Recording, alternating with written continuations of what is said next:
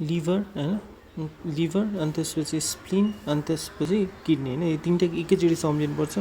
किडनीको 5 हुन्छ, यो पनि 5 हुन्छ। यो चाहिँ लिभर चाहिँ के हुन्छ ठुलो हुन्छ नि त, त्यही भएर यो चाहिँ के हुन्छ 6 हुन्छ त। अब सबैमा के हुन्छ भन्दाखेरि तिम्रो ल्यासरेसन हुन्छ, हेमाटोमा हुन्छ, ल्यासरेसन हुन्छ है त। अनि डिस्ट्रप्सन कहिले हुन्छ भन्ने कुरा थाहा पाउनु पऱ्यो है त, डिस्ट्रप्सन है त। अब 6 भनेको तिम्रो त्यतिखेर तिम्रो एभल्जन हुने हो, आइदर त्यो किडनी होस् या त स्प्लिन होस् या त के अरे किडनी होस् है त। यो तिनटैमा के हुन्छ एभल्जन भने लास्ट स्टेजमा हुन्छ। जस्तै 6 भयो, यसको 5मा हुन्छ, यसको पनि 5मा हुन्छ है त।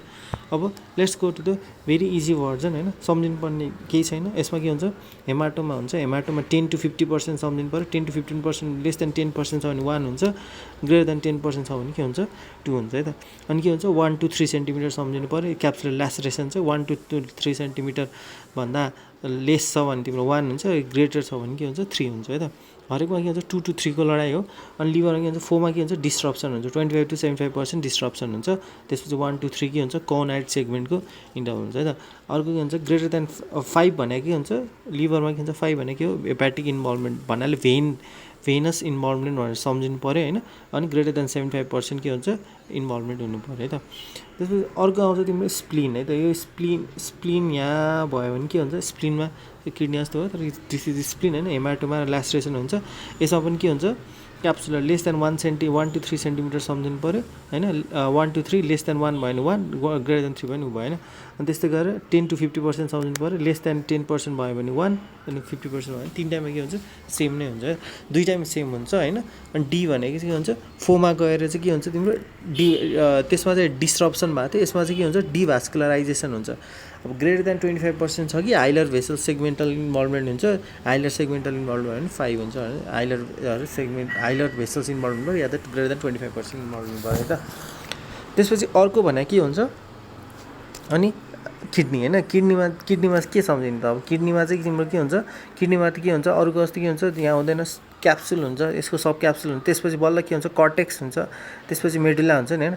यदि क्याप्सुल मात्र इन्भल्भ भएको छ, सब क्याप्सुलर नन एक्सपान्डिङ हेमाटोमा छ भने 1, किनभने भित्र किडनीसम्म छोएको छैन। अब किडनीसम्म पेरिनेल हेमाटोमा हुने साथै 2 भइहाल्छ है त। त्यसपछि के हुन्छ कर्टेक्समा पनि छको छ। अब डिप कतिको गएको छ लेस देन 1 सेन्टिमिटर छ भने 2 भयो, ग्रेटर देन 1 सेन्टिमिटर छ भने के हुन्छ 3 हुन्छ है त। त्यसपछि आयो तिम्रो 4 मा त के हुन्छ डिस्ट्रप्सनै हुन्छ हैन। डिस्ट्रप्सन भएर एक्स्ट्राभाइसन हुन्छ, एक्स्ट्राभाइसन भएर के हुन्छ एक्सपान्डिङ हुन्छ है त। अनि त्यसपछि 5 भनेको त के हो एभल्जन भइहाल्यो। So with this knowledge let's go to the real actual liver कस्तो देखिन्छ भनेर सम्झिनु पऱ्यो हैन। अनि अघि नै भनेको कुरालाई के हुन्छ हामीले के हुन्छ दुई तरिकामा छुट्याउँछ है त। ग्रेड 1, 2, 3 लाई एउटामा अनि त्यसपछि 4 र 5 लाई एउटामा, 6 भनेको त तल सबसे ठुलो भइहाल्यो एभल्जन भएर बस्छ लिभर भइहाल्यो हैन। 1, 2, 3 लाई किन छुट्याएको भन्दाखेरि यो के हुन्छ 1, 2, 3 भनेको जस्तै के हुन्छ 10 to 50%। यदि लेस देन 10% छ भने 1 भयो, ग्रेटर देन 50% छ भने 3 भयो। द्याट इज के हो यो सब क्याप्सुलर हेमाटो है त। लिभर के हुन्छ सब क्याप्सुलर हेमाटो। अर्को हुन्छ के हुन्छ डेप्थ कतिको छ त। अब 1 to 3 सेन्टिमिटर के हुन्छ ल्यासरेसनको डेप्थ छ हैन। ल्यासरेसन के हुन्छ ल्यासरेसन 1 to 3 सेन्टिमिटर छ भने 2 भयो हैन। त्यही भएर छुट्टाएको नै माथिलाई छुट्टाउनु 1 to 3 ल्यासरेसन भयो, लेस देन 1 सेन्टिमिटर छ भने 1 भयो, अनि ग्रेटर देन 3 सेन्टिमिटर छ भने 3 भयो त ल्यासरेसन। अब अर्को एउटा अलिकति अनएक्सपेक्टेड हुने के हुन्छ यो प्यारेन्काइमा पनि इन्भल्भ हुन्छ लिभरमा चाहिँ हैन। त्यही भएर लिभरको के हुन्छ तिनटामा छुट्टाएको कारण के हो तिनटा कुरा लिने भनेर हो। लिभरमा चाहिँ के हुन्छ प्यारेन्काइमा पनि हुन्छ। प्यारेन्काइमा चाहिँ के हुन्छ यदि तिम्रो लेस देन 10 सेन्टिमिटर डायमिटर छ भने 2 भयो हैन। त्यसपछि ग्रेटर देन 10 सेन्टिमिटर डायमिटर छ भने द्याट इज 3 है। So with this I hope हैन अब यहाँसम्म सक्यो। अब 4 र 5 सजिलो भइहाल्छ, डिस्ट्रप्सन हुनु पऱ्यो हैन, पुरै डिस्ट्रप्सन यी 25 to 75% सम्म डिस्ट्रप्सन भयो भने 3/4 सम्म भयो भने ग्रेड 4 भयो हैन। त्योभन्दा बढी ग्रेटर देन 75% डिस्ट्रप्सन भयो अथवा तिम्रो के हुन्छ भी भनेको के हुन्छ भेनस इन्भल्भमेन्ट भयो अथवा के हुन्छ क्याबल अथवा के हुन्छ central major hepatic vessels, central major hepatic venous इन्जुरीहरू भयो भने द्याट इज 5। 6 भनेको चाहिँ एभल्जन है त। अब यो पिक्चर सम्झ्यो भने पनि यु विल नो हैन। अब नेक्स्ट भनेको के हुन्छ स्प्लिन है त। स्प्लिनमा चाहिँ अलिकति फरक तरिकाको पिक्चर किन छ भन्दाखेरि ग्रेड 2 र स्प्लिनमा चाहिँ के हुन्छ 2 versus 3 हो कि मेन पत्ता लगाउनु पर्ने। अरू त ठिकै छ, अरू त केही फरक पर्दैन। 3 मा के हुन्छ 3 भनेको के हो ट्राभिकुलर जस्तो छ नि त। 3 मा के हुन्छ ट्राभिकुलर भेसल्स इन्भल्भमेन्ट हुन्छ है त। ट्राभिकुलर भेसल्स त्यति याद गर्नु पऱ्यो है त स्प्लिनिक हेमाटोमामा। अरू त सेम नै हो हैन। भन्नाले के हुनु पऱ्यो यो क्याप्सुलै भयो अघिनेको जस्तो के हुन्छ लेस देन 10%, 10 to 50%, यसमा पनि के हुन्छ ग्रेटर देन 50% हुन्छ है त सब क्याप्सुलर हेमाटोमाको कुरा गर्ने हो भने है त। त्यसपछि अब के हुन्छ यसमा चाहिँ के हुन्छ स्प्लिनमा चाहिँ अब त्यो उताको जस्तो के हुन्छ ल्यासरेसन कति 1 to 3 centimetre, less than 1 centimetre, greater than 3 centimetre laceration भयो होइन।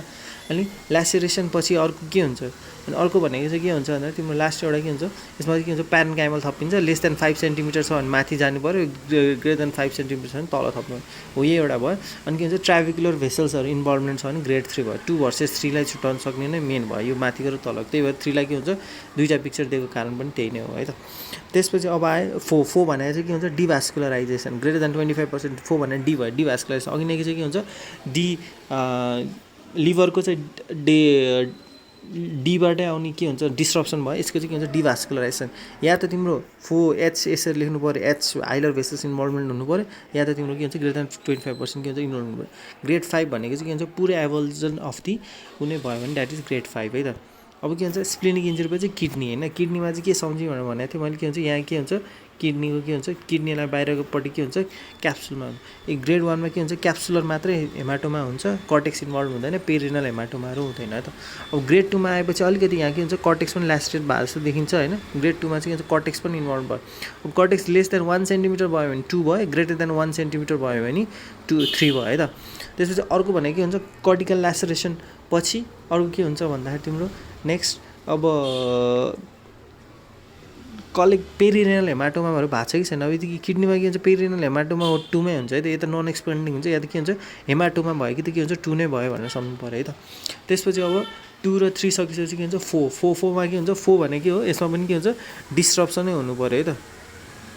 डिस्ट्रप्सन कति हुने भन्ने कुरा आउँछ, डिस्ट्रप्सन भएर चाहिँ के हुन्छ एक्स्ट्राभाइसन अफ द युरिन भयो होइन, डिस्ट्रप्सन भएर एक्स्ट्राभाइसन अफ द युरिन भयो भने चाहिँ के हुन्छ द्याट इज 4। 5 मा त के हुन्छ पुरै के हुन्छ भन्दाखेरि एभल्जन नै हुन्छ है त। अनि के हुन्छ हेमाटोमा पनि पुरै एक्सपान्डिङ भएर तलतिर के हुन्छ कर्टेक्स मेडुलाहरू पनि इन्भल्भमेन्ट हुन्छ है त।